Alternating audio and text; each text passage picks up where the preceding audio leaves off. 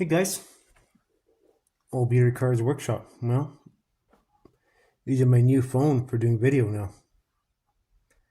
Anyways, this is a project I've been working on for quite a while. I got my camera over there, but damn freaking battery's dead on it. There's some footage on there too. I'm gonna be adding to this project too. So what we did here is, of course, we jacked it up on the front, jacked it up on the back. You can tell they're different wheels and stuff, like same wheels, but widened a little bit. We added a lot of detail to this car. This is how I would build a Volkswagen Bug again if I were to build a Baja Bug, and added my own personal details to it and such. So we're gonna go through it. So this is kind of a burgundy kind of color. I don't know what it is. Just something I had in my Humbro paint set there, and I sprayed it on. So it didn't come out perfect because my airbrush is trying to pack it in, so it's getting old, right?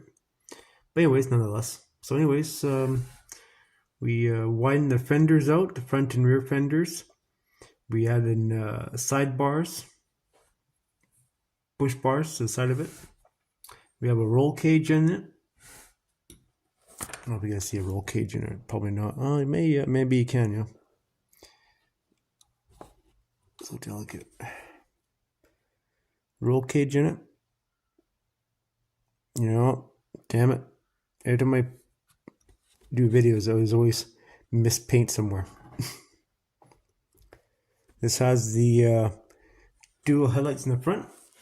I had a Bug like this many years ago, a very same way. Had the fiberglass front and rear fenders on it, and the Bug guys in the front. I really like the style of Baja Bug. I really like the headlights in the middle.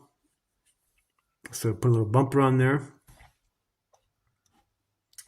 Underneath is fairly stock, nothing unusual, nothing different. I did add a little bit extra height to the front of the Bug, and we used to do it in many different ways back in the old days.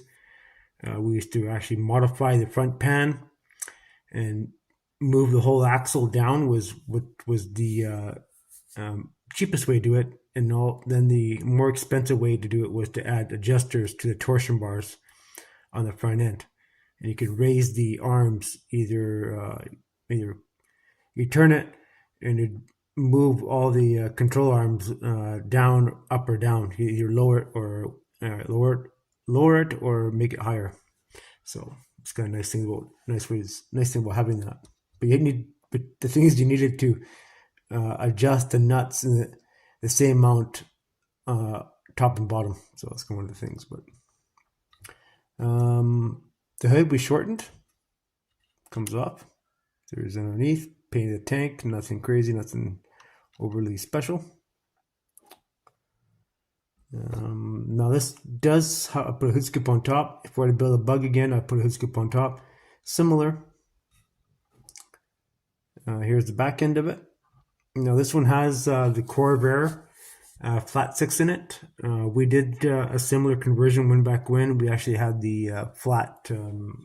Well, we had the Volkswagen engine, but it came out of a Volkswagen bus. And also we did one back when we too that back in the day, engine came out of a 914 Porsche. So anyways, the Volkswagen engines, if they come out of a Volkswagen van or Porsche, like a 914 Porsche or even 911, well, let's just talk about the 914 Porsche and the Volkswagen vans. The engine was pretty much all flat, and that's the way they were. And actually, some of the earlier 911 Porsches, they had different setup on their engines. Well, some guys like it. I'm not a big fan of it, but anyways. So this one here has the Pancake 6-cylinder in it, which was pretty good engine, gave a little more horsepower. It has the header on it from this is from the Corvair kit, right? Dual 4 carbs in it, but are made our own exhaust for it, as you can see, using the special method of using the heat gun, like the soldering iron, to bend the pipe. So, but very funky exhaust, and it kind of gives a bit of character. both tips on one side. So anyways, yeah, we did the taillights, the rear trunk lids there, cut the way we would do it back in the old days and such. And I made a bumper for it. So yeah, so it really looks the part. I'm really happy with the way it turned out. There's a couple of boo-boos here and there, but I mean, it is the way it is. And of course, the back end is lifted quite a bit.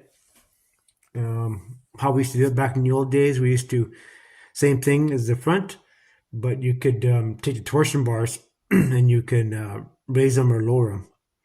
And later on, when in later years, like the 70s, the Volkswagens had an IRS rear suspension, right?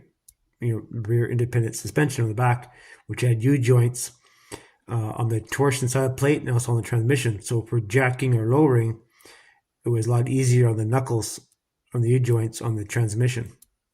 We busted many U-joints on the transmissions back when, from jacking up the bugs in the back quite a bit, and bearings and tires and all sorts of stuff. But later on, in the 70s, when you get the modern transmissions, you could jack up the wheels, and the wheels, like, it always stay straight. And back in the old days, it'd be like this, right? Because the axles did not allow for the tires to stay straight. It always went on a V. You might see that on dune buggies where the tire is like this leaned up and the back of the bug is jacked up. So this one here made it look like it maybe has the IRS transmission in it. So anyways, looks the part. I'm pretty happy with it. And it's time to put it on the shelf for the rest of the collection, the rest of the bugs I have. And we start on another project. So anyways, thought to show you guys that. It's a very simple and lewd and crude kind of machine. Doesn't have a whole lot of frills to it. And I just spent more time on adding the detail to the outside than I did inside, other than having a roll cage, which same idea was made. The roll cage was made using the soldering iron to heat up the tubing to get it to the right shape. So, guys, thanks for watching my video. I'll try to bring out more and more different content and more unique builds as we figure something out to build. So hit the like button, and to subscribe, and there you have it. So, all right, boys. Thanks for watching. See ya.